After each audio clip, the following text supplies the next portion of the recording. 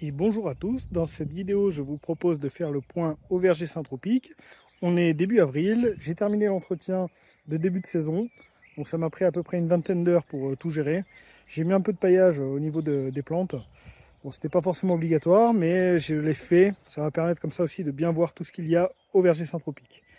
Alors on est en début d'année 2, donc il y a pas mal de choses qui ont déjà pas mal poussé la première année, et puis là ça va me permettre de faire le point, voir un peu ce qui est mort et ce qui est encore vivant. Donc je vais faire un listing un peu de toutes les zones. Ça vous permettra aussi de voir toutes les plantes qu'il y a et vous faire une petite idée de l'implantation et ce que vous pouvez faire vous-même de votre côté. Donc ici sur ce premier petit coin, on commence par un cognacier qui a été planté l'année dernière. Donc celui-là il a qu'un an. Même il a été planté peut-être soit à l'été soit à l'automne. Je ne sais plus exactement. Suivi d'à côté 2 ragouminaires. J'ai également 2 consoudes, 3 consoudes. 2 cassis qui ont été mis, donc des boutures, et un sureau. Voilà sur ce petit espace qui fait, on va dire, 1,50 m carré, un truc comme ça. Voilà, pas grand chose de plus à dire là-dessus. Là, j'ai un kaki avec une aspergerie que j'ai implanté. Bon, ça, c'est pas trop du verger Saint-Tropique, mais je l'ai mis quand même à ce niveau-là. Au pied du kaki, j'ai 2 consoudes, un cassis ou une casseille, je sais plus. Voilà, dessous tous les arbres fruitiers, de toute manière, j'ai mis de la consoude et j'ai mis au moins une bouture de cassis ou de casseille. Ensuite, derrière, une nouvelle zone que j'ai commencé à créer. Donc ça, je vous l'ai présenté en vidéo. 3 mètres carrés. Sur ces 3 mètres carrés, j'ai implanté 5 fruitiers, 7 aromatiques et également 6 consoudes. Donc on verra plus tard, je referai une vidéo là-dessus pour vous faire le point, voir comment ça pousse. Et il y a également 3 saules, faut pas que je les oublie. À ce niveau-là, j'ai également un sureau, une consoude, avec un artichaut qui se porte pas très bien. Lui, je pense qu'il va pas tenir. J'ai un gros problème avec les artichauts, ça se fait bouffer par les rats aux pieds. J'en ai encore perdu énormément. Enfin bref, c'est comme ça.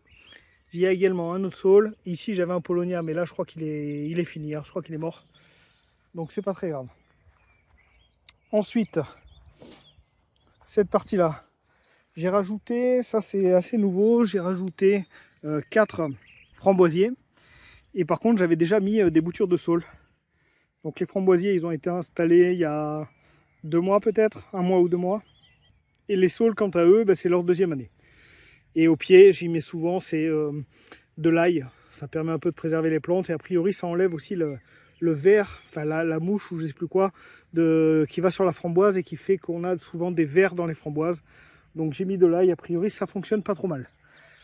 Donc là j'ai 4 framboisiers et j'ai 2 fois 5 saules.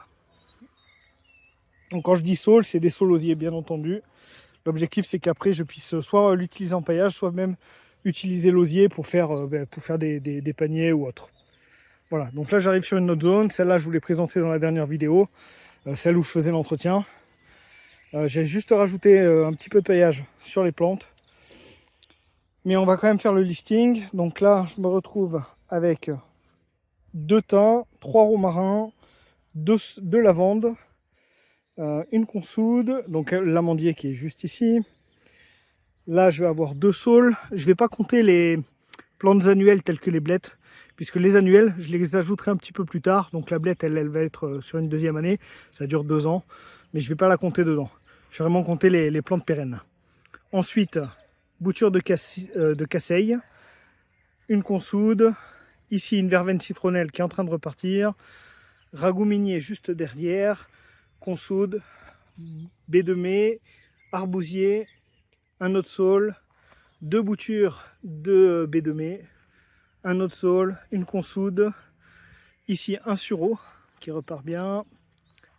Là on a 2 baies de mai, donc des plants qui sont un peu plus âgés, qui ont l'un 2 ou 3 ans et l'autre 1 an de moins. Ici une mélisse derrière. J'ai ensuite un saule à ce niveau là. On continue, un ragoût minier derrière, un artichaut. Ça je vais le compter puisque les artichauts ça dure 4 ans il me semble. Donc je vais les compter quand même dans les plantes un peu pérennes. Bon, les artichauts de toute façon comme je vous ai dit j'en ai perdu énormément. Ça, c'est l'un des seuls qui a réussi à survivre. J'en ai, quand je regarde, je ne sais même pas si j'en ai d'autres. J'en ai peut-être un ou deux de plus, mais guère plus. Ensuite, un autre saule. Ici, un autre saule également. Je vais avoir les 3 boutures de Casseille avec une sauge juste derrière qui est ici. Là, c'est 2 autres saules. Donc les saules, c'est vraiment ce que j'ai le plus. Hein. C'est pour faire de la biomasse, c'est quand même vraiment pas mal. L'objectif des saules, je l'ai déjà dit, mais je vais le répéter, c'est que je fasse un petit tronc d'à peu près entre 50 cm et 1 mètre. Et ensuite, je vais faire partir pas mal de branches à partir de cette hauteur-là. C'est l'objectif que j'en ai. Comme ça, le bas va rester accessible normalement pour les casseilles et pour les autres plantes, les plantes à biomasse telles que les consoudes, les mélisses, etc. Là, j'ai une rhubarbe et on finit sur le néflier du Japon. Ici, c'était l'autre Polonia. Bon, c'est pareil, je pense qu'il est mort. Hein. Je ne vais pas m'attarder dessus. Je continue sur cette petite ligne qui est ici, où j'avais fait l'année dernière tout ce qui était tournesol notamment. Alors j'avais mis d'autres plantes bien entendu, et les plantes pérennes elles sont encore là, les tournesols sont partis. Et je vais sûrement en remettre. C'est plutôt pas mal les tournesols, j'ai plutôt apprécié l'année dernière. Là, on a, ça doit être un cassis, vu l'épaisseur des boutures. Ensuite, un saule. Ici, un sureau, alors qui a l'air d'être un peu mort, un peu tout sec. Il n'est pas encore reparti, sauf à la base. Donc souvent, même si la plante, si vous avez un arbre qui meurt, alors si c'est pas un arbre fruitier greffé, parce que si ça repart de la greffe, c'est pas de dessous la greffe, c'est pas bon, mais sinon ça peut repartir du bas. Et là pour le sureau, qui lui n'est pas un arbre greffé, du coup il est en train de repartir. J'en ai un autre qui avait fait exactement la même chose, qui était mort. Il est très bien reparti et c'est maintenant le plus beau. Pourtant ils ont été plantés tous en même temps. Donc je suis pas inquiet, même si là la partie aérienne semble être morte, il est en train de repartir du bas. Donc potentiellement je vais avoir un beau sureau plus tard. Donc je suis pas trop inquiet non plus. Autre bouture de casseille, saule, casseille, saule. Là j'ai un fraisier, alors je sais pas comment il est arrivé là, ce fraisier. J'ai dû l'implanter, je me rappelle pas. Bref, je le laisse, mais bon, c'est pas non plus très intéressant. Enfin, remarque, ça peut être une idée peut-être d'implanter des fraisiers dans les bandes. J'ai pas réfléchi à la question, mais en tout cas là j'en ai un. Je le laisse. Un autre casseille, ou cassis, non casseille je pense là. Sureau, un autre artichaut. Ensuite, casseille, saule et le plus au sud, 2 aromatiques, un romarin, un thym. Je continue. Je passe sur cette partie qui est ici. Alors je vous fais le point pour voir à peu près où c'était. Donc là on a fait toute la partie de gauche. Maintenant on continue à remonter à ce niveau-là. Donc là, un thym, une lavande, un romarin à partir de boutures, avec ici un autre romarin, une sauge juste derrière. Et ça c'est un amandier. Alors c'est pareil, cet amandier là il était mort il y a 2 ans. Mort en tout cas, il avait toute une partie aérienne qui était vraiment perdue. Et puis il est reparti d'assez bas. Et là du coup il me fait deux belles branches. Donc ça va être, je pense, assez intéressant. Il est bien reparti. Comme on peut voir, même si des fois les arbres ils meurent sur une partie assez haute, enfin une partie aérienne, ils peuvent repartir de plus bas. Ce qui est le cas pour celui-là. Et là il a l'air de bien se porter maintenant. Alors je continue. Un saule. Ici 2 casseilles. Avec un autre saule derrière, une consoude, ici un feijoa. Il y a 3 boutures de cassis, je pense, vu la taille de la bouture. Derrière, un ragouminier, une consoude, un autre saule, 2 autres saules, un ici et un là qui est tout petit. Celui-là, ça doit être une bouture assez récente, assez fine. Bon, on verra ce que ça dit. Un romarin, ici 2 casseilles. Alors ces casseilles là c'est pareil, ils sont assez gros. C'est des plants que j'avais mis il y a 2 ou 3 ans. 3 ans pour le plus gros et l'autre 2 ans je pense. Donc eux ils sont plutôt bien implantés et on peut voir la taille que ça peut faire. Hein. Là déjà en envergure on est presque à 1 mètre. Et pareil en hauteur on a 1 mètre aussi. Donc ça fait quand même de très belles plantes. Donc si on les plante vraiment très proches, il va falloir venir gérer les branches qui vont se croiser forcément. Donc à réfléchir vraiment au niveau de l'emplacement. Peut-être que certaines boutures que j'ai mises sont trop proches. Bon, c'est pas grave, on est dans un contexte Saint-Tropez, donc il va falloir faire pas mal de taille. Et au pire, je taillerai un peu plus certains arbres ou arbustes à cause justement de ces espaces que j'ai pas forcément respectés. Voilà, bon, c'est un peu l'idée aussi de la Saint-Tropez, hein, donc on va pas trop s'inquiéter non plus. Là, de la mélisse, une autre bouture de casseille, je suppose, une consoude, de la sauge, un saule, un autre saule derrière. Alors au niveau des saules d'ailleurs, j'en ai pas parlé, saulosier, j'ai plusieurs couleurs. C'est pour ça que des fois vous voyez des branches qui sont bien jaunes et d'autres qui vont être plus foncées. Donc j'ai 4 ou 5 couleurs différentes de saulosier. Voilà, je sais plus les variétés, mais bon, j'ai plusieurs couleurs. Une bête, mais ça on la compte pas. Donc la sauge qui est ici, un saule, ici un aziminier, ici une consoude avec 2 boutures de casseille, un artichaut qui se porte difficilement, on verra s'il arrive à survivre, et une mélisse pour terminer. Ensuite, la partie qui va être au milieu du terrain. Donc ça, je l'ai implanté d'une autre orientation, comme je vous l'avais déjà dit. Je l'ai planté orientation ouest-est, alors que les autres bandes qu'on vient de faire sont implantées sud-nord, ou nord-sud. Et donc, cette implantation-là, je pense que j'aurais dû faire ça sur tout le terrain. C'est plus intéressant de faire une implantation est-ouest. À gérer, c'est plus sympa. C'est surtout plus intéressant pour bien gérer les plantes qui sont plus au sud et celles qui sont plus au nord. Bref, c'est pas très grave, je fais juste le point sur toutes les plantes que j'ai. Donc ici, un artichaut, mais celui-là, je pense qu'il va pas survivre. On a un noisetier. Ici, un saule avec une vigne, une bouture de vigne que j'ai récupérée et que j'ai implantée dans le sol, avec un saule, un autre saule à côté. Ici, un noisetier, un autre artichaut assez récent, mais c'est pareil, je pense qu'il ne va pas survivre. Et 2 boutures de cassis ou de casseille au pied d'un cerisier. Je continue à remonter.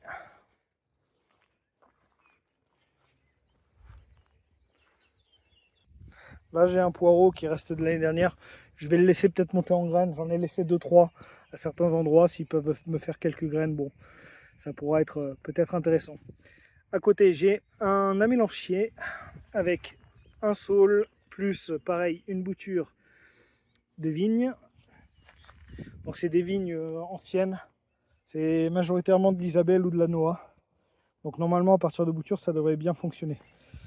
Un saulosier de plus. 2 autres saules avec une autre vigne qui a l'air un peu sèche, mais elle a quand même des bourgeons. Donc on va voir si elle arrive à bien repartir. Et ici, ça doit être, je pense, un saule aussi. Mais pourtant, je pensais que j'avais plutôt mis un autre amélanchier, mais a priori, c'est un saule. Je tente d'accélérer un peu. Là, une vigne avec un trou ici. J'ai oublié de mettre des choses. Bon, il faudra que j'en remette. On verra ce que je vais implanter. Ça, je le referai une vidéo sur les nouvelles implantations de l'année. J'ai préparé pas mal de boutures, donc je pourrais implanter d'autres choses. On verra ça. Ici, une autre vigne. Alors, j'avais mis une vigne au pied qui est morte. Et du coup, ce que j'ai fait, j'en ai pris une autre qui était à un autre endroit qui me plaisait moins. Et je l'ai implantée ici. Donc, j'ai perdu une vigne, mais remplacée par une autre. Avec au pied, d'ailleurs, à l'autre vigne également, j'ai un saule. L'idée, c'est que même si pour le moment j'ai mis des piquets, c'est à terme de les supprimer et de faire monter la vigne dans les saules. Donc c'est pourquoi j'ai mis des saules au pied. Mais bon, ça arrivera que plus tard. Je continue. Un autre saule à ce niveau-là, avec un Carmine Jewel, donc cerisier nain. Comme je l'ai déjà dit, je pense que c'est une plante très intéressante en termes de production de cerises et de taille et d'envergure. C'est une plante qui va qu'à 2 mètres. Et pareil, 2-3 mètres d'envergure, je crois. Donc, avec une belle production. Donc, je compte pas mal sur cet arbuste. Je continue, je finis de monter. Ici, on a un prunier nain avec ici un autre amandier. qui est juste là, avec au pied de l'amandier une bouture de cassis, deux boutures de cassis, avec une consoude. Autre vigne avec bouture de saule, un saule au milieu et une autre vigne avec une bouture de saule au pied. Juste au-dessus, un de mes arbres fruitiers, c'est un nectarinier avec au pied beaucoup de consoude, un petit artichaut aussi, et je mets souvent aussi au pied des nectariniers des pêchers. D'ailleurs, on va aller voir le second. J'y mets souvent, c'est de l'ail pour éviter la cloque, mais franchement, ça marche pas très bien en fait, puisqu'il est encore en train de choper la cloque. Je pensais que cette année ça irait, mais c'est pas le cas. Ça commence légèrement, si on le voit. Bon, on verra. Je continue à traiter avec de mixture d'ail. On verra ce que ça dit. Là, pareil, autre pêcher avec un artichaut, deux consoudes et peut-être une bouture bon, qu'on ne voit pas. On va pas la lister. J'arrive sur ce petit dôme en cercle, qui était en cercle à l'origine. Là-dedans, on va retrouver 3 arbres colonnaires. Il y en avait 4, j'en ai perdu un. Dans les arbres colonnaires, je crois qu'il y a un cerisier, peut-être un poirier et un pommier qui sont restés. Je vais avoir 2 saules, un ragominier. On voit également une consoude. Là-bas, c'est une petite baie de... Non, pas une baie de mai, c'est un goji. Un romarin. Il y a 3 consoudes et j'ai 2 carmine Jewel. Carmine Jewel avec de l'ail au pied. Donc le premier carmine Jewel et le second qui est là. Et je ne sais pas si je l'ai dit, mais il y a 2 saules également. On arrive sur la partie de droite du terrain, donc la partie à l'est. Alors, le plus au sud de cette bande qui est ici, des aromatiques, il y avait 2 sauges, 2 thym et 2 romarins. Ensuite, un ragouminier assez petit, pas trop poussé, avec un féjoa, pareil, il n'a pas trop poussé en première année. Un saule, une belle bouture. 2 cassis, donc des plants qui ont 2 et 3 ans aussi, avec une sauge, une mélisse. Elle n'est pas très grande, mais elle est en train de repartir. Une bouture de cassis, un autre petit saule derrière, une autre bouture de cassis aussi à ce niveau-là. 2 saules, 2 consoudes à ce niveau-là, une autre sauge,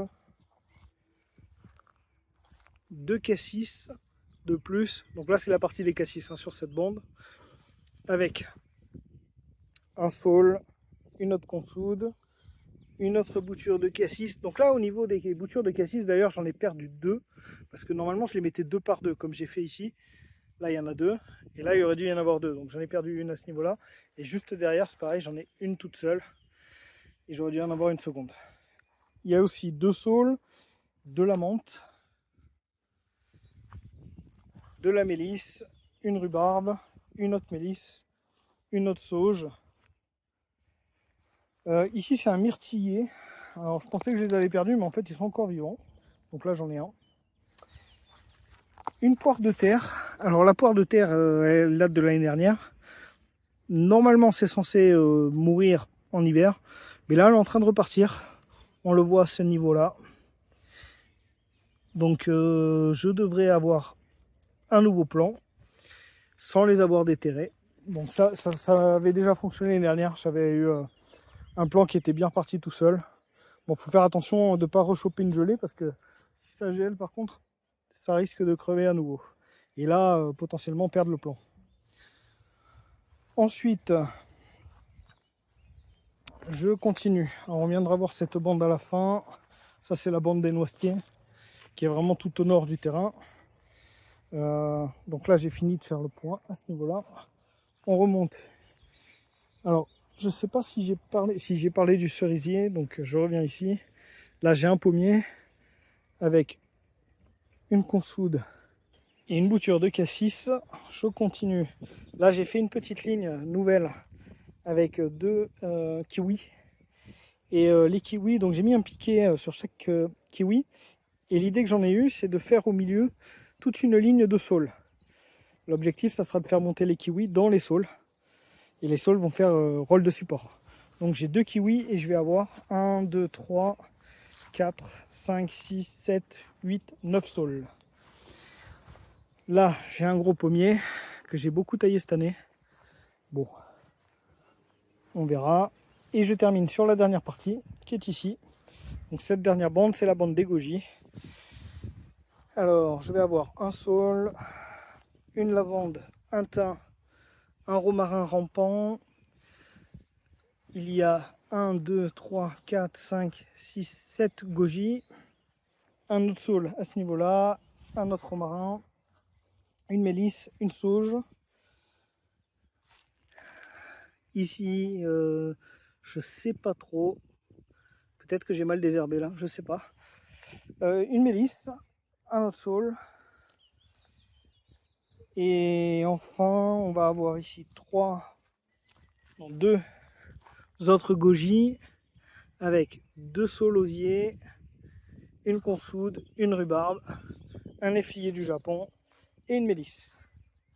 Voilà, donc là on a terminé sur ces parties-là. Donc là on a fait toutes les bandes du terrain. Et juste pour terminer tout au sud, j'ai fait une ligne de noisetiers. Donc il y a au niveau du grillage 4 noisetiers communs. Bon, ceux-là je les compte pas trop, hein. Ils produisent assez peu de noisettes. Mais bon, on peut quand même les compter. Et ensuite j'ai planté par contre moi une ligne de noisetiers. La ligne de noisetiers, elle est là. Donc on la voit. On va aller compter le nombre. J'ai aussi un petit arbousier ici. Donc celui-là, il était très malade. Je l'ai déplacé à 2 reprises. Il allait pas bien. Bon, je pensais qu'il était mort, donc je l'avais taillé. Et finalement, il est reparti pareil du bas. Donc peut-être qu'il donnera quelque chose. Je le laisse en terre. Il me gêne pas trop là où il est. Et on verra ce que ça dit. Ici, c'était une zone des poires de terre. J'en ai 2 qui sont en train de repartir aussi. Donc on verra si ça donne quelque chose cette année. Bon, de toute façon, je ne les récolte pas. Comme je l'ai déjà dit, j'apprécie pas trop la plante. Mais ça fait quand même pas mal de biomasse. Et surtout, si ça peut attirer les rongeurs à cet emplacement-là, ça m'arrange.